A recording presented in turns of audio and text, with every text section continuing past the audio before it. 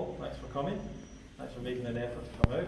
And today we're going to discuss mistakes made on a raw vegan diet. So what I want to do is talk about mistakes that I've made, but also talk about mistakes that I've seen a lot of people make. From all the people that I've met that have been trying to do this, you start to see a pattern with different mistakes that come up again and again. So we're going to go through that, and I think that should give everyone some information and maybe some encouragement, and it'll also make you be aware. Maybe if you see someone making that mistake, or you feel you're making that mistake yourself, you'll know how to deal with that, or you'll realise what's happening. So the very first mistake that is very, very common in the raw vegan community is under-eating. So people end up eating too little, and there's a lot of reasons for that. But on a raw diet, what we have to realise is the food that we're eating it's got more water in it, and it's got more fibre in it.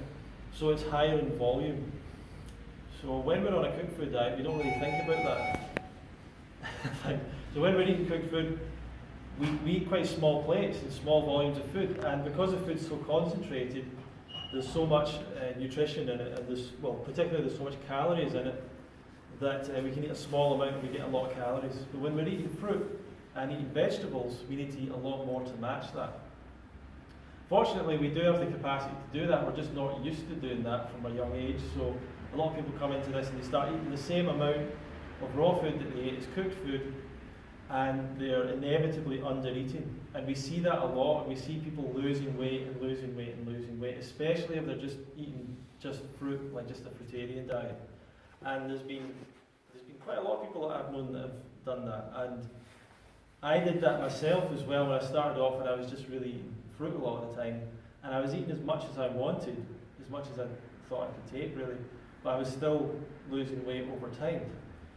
So it's something to be aware of, and really we need to focus on how much do we need in terms of calories. So if we're very active, we need more. If we're not so active, we need less. Good to see you, Monique. Come in. And it's a good idea to track what we're eating to make sure we're eating enough, and also to track your weight. And if you're starting to lose weight and you just can't stop losing weight, then it's just a sign that you need to eat more. So it's something to be aware of. But the second mistake is actually the opposite to that, which is overeating. But overeating is a bit different because it tends to be that people are eating too much fat. So a lot of people historically that came to the raw vegan diet, when they tried to experiment with raw, they inevitably started eating a lot of fat to try and maybe replicate some of the tastes and flavours that they got from a cooked food diet. So they ate a lot of things like nuts and seeds and oils, and they added a lot of these different things into the diet. Made a lot of recipes where they were mixing these things up to recreate bread and recreate pizza and lasagna and all these flavours. And what ended up happening is the diet is very, very high in fat. And what we know about foods that are high in fat is they're very concentrated in calories. So you can eat just a small, like a tub full of nuts, and it's over 1,000 calories. It could be you could eat that in 10 minutes, 20 minutes sometimes, and you've eaten more than half your food for that whole day, depending on how big you are. So it's very easy to overeat when we start to overeat on fat. And what we find as well is if we're eating a lot of fat, we don't tend to feel so good. What happens when we eat a lot of fat is it obviously has to get processed through our bloodstream, and it reduces our body's ability to successfully transfer oxygen and sugar to our cells, which is what we're really trying to do to function effectively. And so the more fat we eat, the harder it is for our body to efficiently do that, and we start to feel sluggish, we start to feel not very clear in our head, we don't feel satisfied because we're not really eating the foods that are really satisfying us. So overeating on fat is quite a common thing. So it's better to focus on eating the majority of your calories from fruit and limiting fat intake to some extent, but certainly not binging on it or focusing on it as the majority of your calories. So you can easily overeat, and I've done both. I've undereaten and I've overeaten. So I've gained weight and I've lost weight. So I know what both of these experiences are like. And for me and for most people that are doing this long term, they feel a lot better if they focus on fruit as being the staple food and carbohydrates being the primary macronutrient of their diet. So that's another mistake you can make. Another thing is people eat too fast sometimes, and that can lead to an experience called melon belly or watermelon belly. Has anyone heard about that before? Huh? You've heard of that phrase? Anyone else? You've heard of it?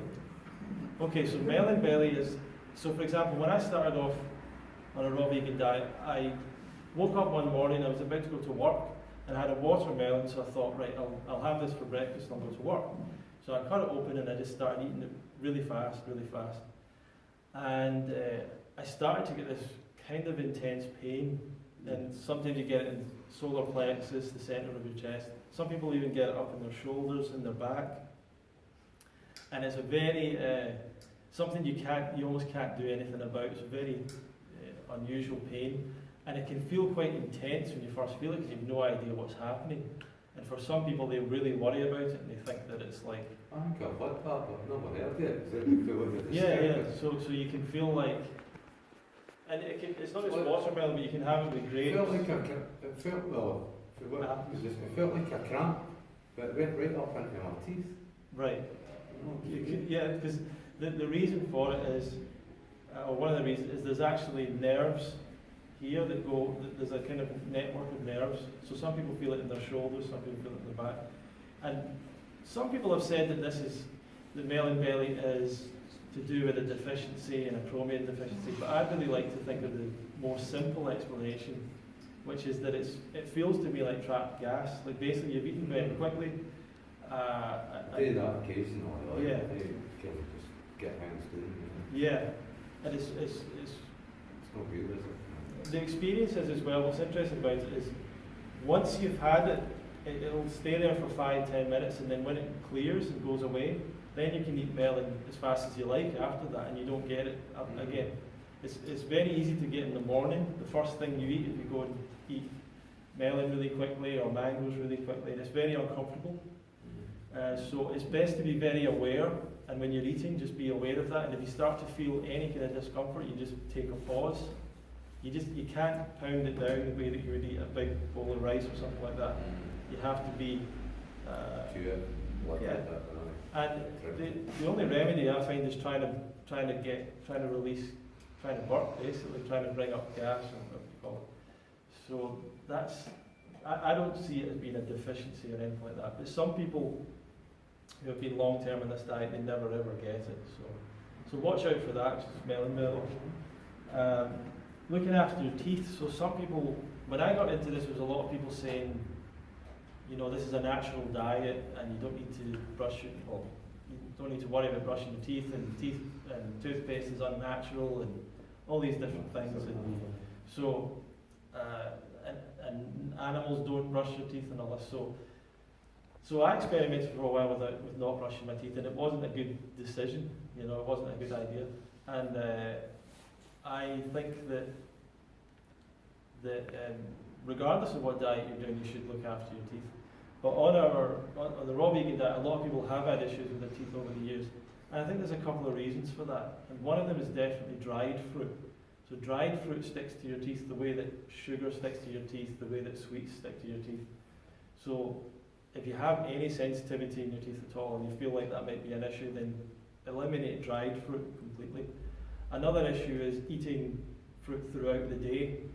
So the way that your teeth really repair themselves and stay healthy is that you eat, and when you eat, a very thin layer of enamel will be worn off your teeth.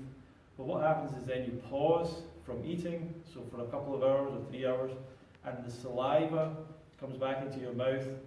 That remineralizes your teeth, and your teeth build back again.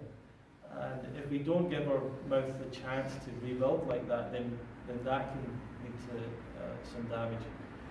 Some people say unripe fruit. I don't really think unripe fruit is too big of an issue, especially if you give yourself enough time to rebuild the teeth. But dried fruit, I think, is the biggest thing. And also, flossing is a big thing, because some fruits get really stuck between your teeth, and if you don't floss to get rid of it, then the tooth is just exposed constantly to that thing. So you can use this. If you don't like flossing, there's a thing called a water pick. That's basically like a machine that blows water between your teeth. You can do that, and that'll help clear food from your mouth. So looking after your teeth is really important. Making sure that you do the same things everyone else does: brush twice a day, floss, rinse. If you are eating dried fruit or something like that, you might want to rinse after that meal, and that'll help you to avoid any teeth problems. A lot of people get into this lifestyle and they start to focus on the wrong things. So they start to focus on deficiencies. They focus on what nutrients do I need. They start to think, right, I need to eat this to get this nutrient and that to get that nutrient. And they're trying to kind of fractionate the diet down into different things. And you really just want to focus on eating fruits and vegetables and enjoying it, and not really thinking about this as a supplementation diet or something like that. Or anything.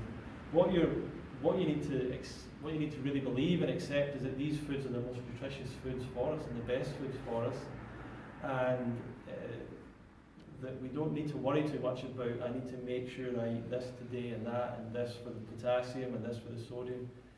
It doesn't really work like that. And what people also start to worry about is that they're low in particular nutrients, and that's not something that I'm not saying that that's a myth, that you could get some deficiency on almost any diet. You could get some kind of problem, but there's so many things that could lead to you having a deficiency. So one thing could be a genetic issue. It could be something in your environment. It could be damage within your digestive system. It could be many things that aren't actually related to your diet. So any kind of worry with deficiency is worth speaking to a doctor about, or someone that is experienced in that kind of thing, rather than just assuming that you've got a problem that you can solve with supplementation. Because supplementation, once again, some of it is something you should speak to a doctor about. It might not be good for you, it might not be the best thing. People take vitamin D, apparently that can be a bit of a problem if you take too much of that. Iodine, people are recommended to take that sometimes, but once again, it's something that you should really have a professional kind of monitoring that for you, or what have you. So I've personally not supplemented in this diet, and I know a lot of people that haven't. I know some people that do a little bit, and usually B12 is something that people do, vegans. So that's something to be aware of. But generally, if there is symptoms of that, and you can just monitor yourself for the symptoms to some degree, and you can do a blood test and all these things. But if you're coming from another diet onto this diet, you're now getting more nutrition than you ever did. So to worry about the one or two things you might be a little low on, when in reality you're giving yourself a lot more of all the good stuff, is the wrong focus in the short term. And in the long term, of course, you want to be aware of these things. But just it's hard to get these things right or diagnose yourself. And people start to diagnose themselves with issues, and they start to believe they've got problems because it's in their family, or because someone else they know has got it and they've got the similar symptoms. So Because the doctor told them. yeah, that as well. And well, even the opposite happens as well, where people say, I've got a thyroid problem, and you say, well, who told you that? And they said, well, I went to the doctor says I'm fine, but I know I've got a thyroid problem. And you just kind of think that it's a kind of dangerous thing to start diagnosing yourself. Aye, for sure. Like, So you don't really know. still need to try and know yourself and your body though. Yeah. There's no self-diagnosis that way, but it is, isn't it? Because you're constantly saying these things to yourself, aren't you? It's definitely worth being aware of I it. don't really trust doctors, to tell you the truth. I don't like medication, any of that thing. I think they're all at it. They're just, they either know or they're just in it for the money. That's how I see the health industry, period. Yeah. But there is good people within that industry, for sure. I had a homeopath in the NHS that helped me out totally. Didn't offer me any medication or anything. I was like, yes, this is good, you know, she just helped me out. Couple of wee treatments, but I think it was just more her method and how Yeah. she done it, and I kind of helped myself, you know, that Yeah. was a But the problem is thing that for me. most of the people in hospital are not there because of like genetic conditions and it's like bacteria and things like most people are in hospital because of issues related to the lifestyle and diet. See, when I walk into they're the not hospital, Ronnie, and I see the size, I know, and fat people, Yeah. but how obese the staff are, I'm just like, come on, you know what I mean? Yeah, and they would say that this diet is like unhealthy or whatever, but Man, they're selling cakes and yeah, sweeties and... yeah. So a lot of people are going to hospital because of the food they eat, but they get served the exact same food when they go to the hospital. Like they don't get healthy food in the it's hospital. not an option, is it? So it's a weird one, but there are certain situations where obviously you would definitely go to the hospital, you would definitely go to the doctor if you broke your arm or something, yeah. And You could see that. there's always there's things like that. There's been a few people that have like there was a guy that got malaria. He was in Africa, and he decided to try and do fasting and dry fasting instead of taking the antibiotics. Now the antibiotics, as far as I know, they work, and they would have worked for him. But he decided to not take them, and he did dry fasting, and he actually ended up dying, right? Because the combination of malaria, which I think dehydrates you anyway, and then he was dehydrating himself On the more. fast, And cause of death apparently was potentially dehydration. It wasn't even So it wasn't malaria. yeah, so he unfortunately heard this information about dry fast. Now, in a lot of situations, fasting would be good, you know, but in certain situations it won't. So it's never worth saying, you know, never listen to the doctor. Like a lot of people say they don't want to take antibiotics, they don't want to take this. Like I don't know. I'm not a doctor, so I'm not recommending either way, but certain situations definitely it's probably I just best. don't trust the companies who make the things, what Right. they're putting in them, you know, they're telling us it's antibiotics, anti-life, for me it kills everything, what else are they putting in it? It's like vaccines. I Yeah. didn't want to promote that industry at all, I didn't even want to be a part of it. Same Yeah, my old it's man, hard. and the same bloke, no, same old man nearly died when he was young, they cut him all open and fixed him. Yeah. And he got run over, smashed up, and was lying in traction for 18 months. And they saved him and all that, but I still, you know, he's on all medication and he's got all loads of problems. but, Yeah. you know, it's... It becomes a bit of a thing where if something doesn't work, they give you another medication, Ah, it's and that horrible. doesn't work. And they're in their 80s now, and you see this, not just the mind and the body and everything. Yeah, yeah. They're just, no, they're simple people anyway, but they're brain dead really. It's, Right. we can't be too far away from that hospital. You know, we just can't be too far away from it. Mum That's- would say that. Yeah, that's what a lot of younger people probably don't That's realise fear. as well. That's controlled with fear then for me, Yes. you know. So I think the NHS has got all the answer for.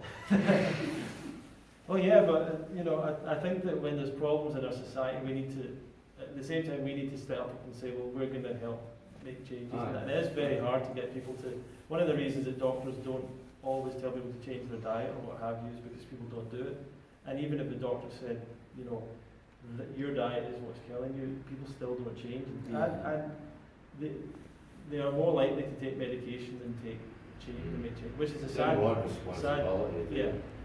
So really, the only way that people are going to change is if the whole culture and society changes, and gradually people will accept. And I think that's happening slowly.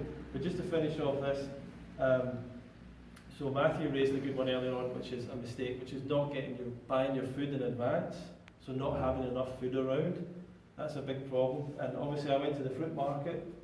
This is a sample of some of the stuff that I got, and I got a lot of fruit. It was only £50. 2 boxes of bananas, 4 boxes of these persimmons, a box of pineapples, a box of mangoes, 2 boxes of these tomatoes. So it was a good price, and it means that I can get it all in one go, and I've got loads in my house, and it's nice. It's nice to do it like that.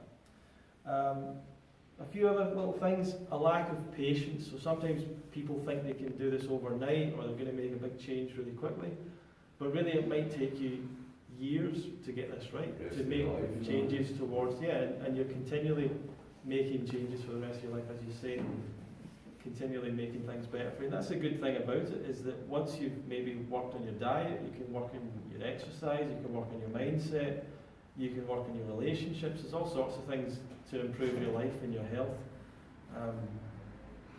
But yeah, I think I was speaking to Melissa today, who's been on a raw vegan diet the last 4 years, and she said that she's really been into this for 10 years. So she'd been experimenting with it 10 years ago. So it can take a long time for some people to really get it and really get it right. And there's nothing wrong with that. It takes, sometimes even if you make that decision in your mind, it takes a while for your body to come into alignment with that decision. So you can have a bit of a conflict within yourself. So it just takes a while.